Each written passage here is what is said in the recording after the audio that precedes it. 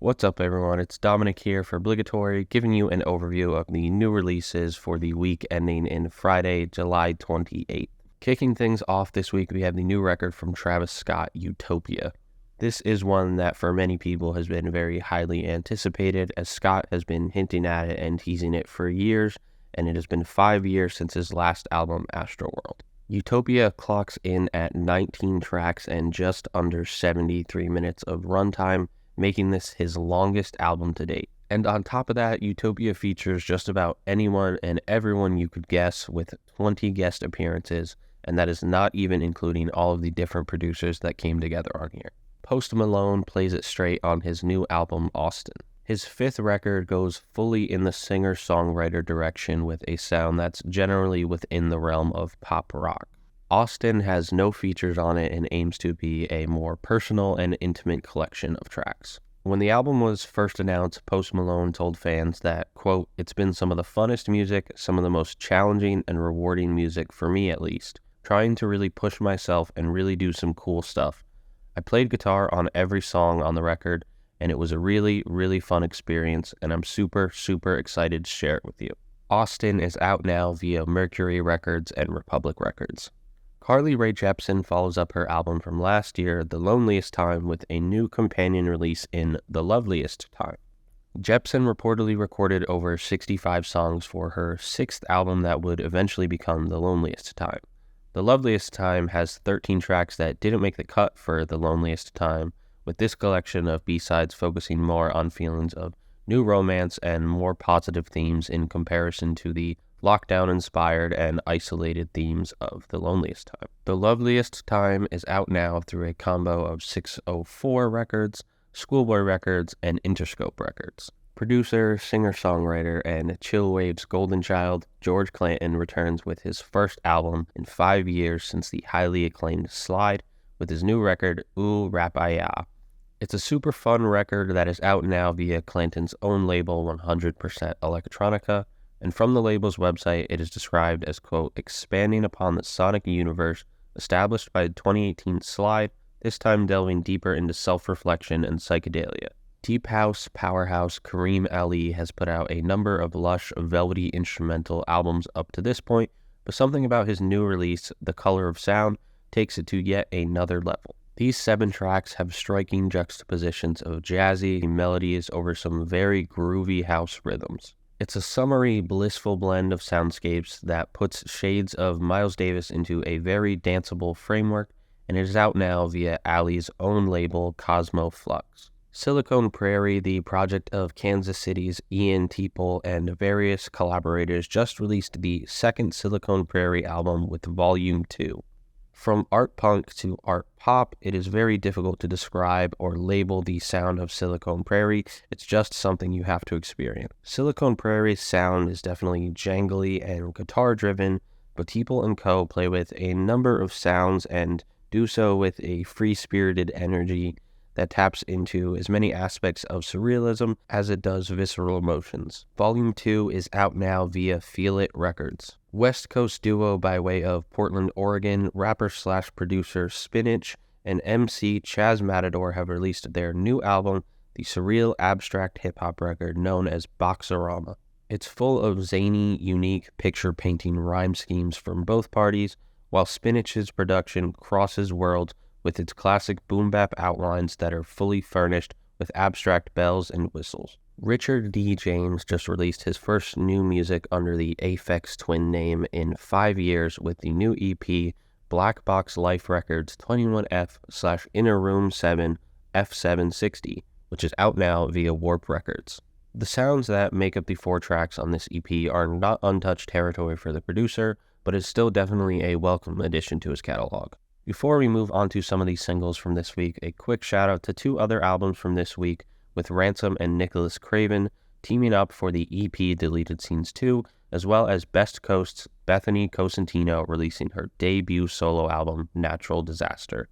We obviously didn't get to cover everything that dropped this week, so if you want to see the full list of albums we put together, you can check that out on your screen or head over to our socials. And starting off the singles that we'll be talking about, we have Gucci Mane embracing all the memes and releasing a new single titled Wappenheimer. Honestly, it's a pretty standard Gucci Mane track that I don't have too much to say about, but it is worth mentioning for the title and artwork alone.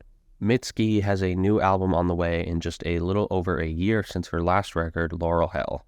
Bug Like an Angel is the lead single for her new album, The Land is in Hospital and So Are We, which is set to release September 15th on Dead Oceans.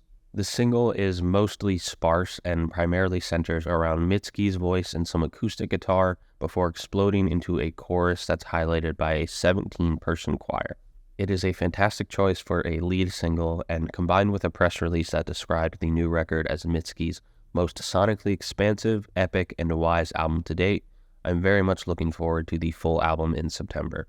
Last week, Denzel Curry released a new track titled Blood on My Nikes, and he's back this week with a new full version of the track that features Memphis legend and 3 6 Mafia co-founder Juicy J. This is Curry's first track of 2023 after he released the album Melt My Eyes, See Your Future last year, but there's no news just yet on if this track is part of a follow-up project or just a one-off.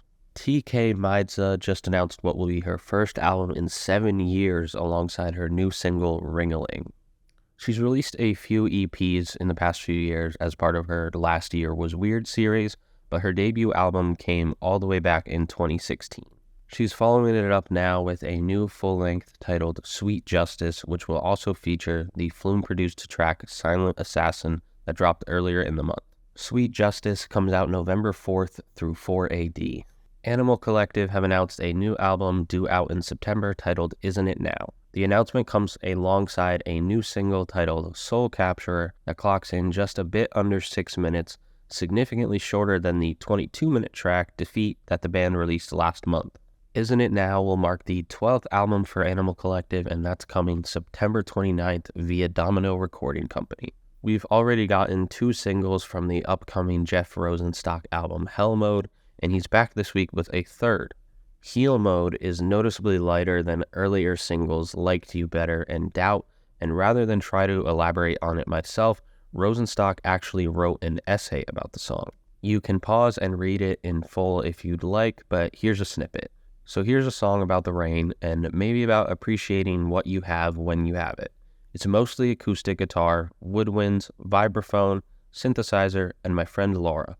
I also sing pretty quietly on it. I hope you enjoy it anyway. Jeff Rosenstock's Hell Mode is out September 1st via Polyvinyl Records. Amsterdam's Pip Blom have a new album coming out in October called Bobby, and they just released the 3rd single from it with Kiss Me by the Candlelight. The track features Willem Smit of fellow Dutch band Personal Trainer, who also co-wrote the song. Much like the previous 2 singles, Kiss Me by the Candlelight is very heavy on the synths and has a incredibly infectious, danceable, sort of disco pop feel that is much different than the sound of their first 2 albums. Pip Blom's 3rd album, Bobby, is out October 20th through Heavenly Recordings and Play It Again Sam Records. The Los Angeles post-punk/synth-punk band Sextile have announced a new album titled Push with the absolutely insane new song, New York. Push is the first album for the band after they broke up in 2018 before returning last year with 2 new singles. Since regrouping with a slightly different lineup, the band have shifted their sound to be a lot more dance-heavy, explaining their process for the new album as follows. We talked about how one of the criteria for these songs is, would I be able to actually dance to it? I don't think we've ever set that criteria before. We wanted to have a record that is just full of dance songs. That tone is definitely set with New York being this just crazy, high-tempo, sort of acid techno meets synth punk cut. Push is set to release September 15th through Sacred Bones Records. Coming out of Singapore, the indie rock band Subsonic Eye just announced their 4th album, All Around You, with the release of lead single Yearning. Yearning has a really nice balance to it between the warm and dreamy feel that it has, even though it does have a bit of a raw and jangly sound, and definitely recommend checking it out. All Around You is set to release September 13th through Top Shelf Records.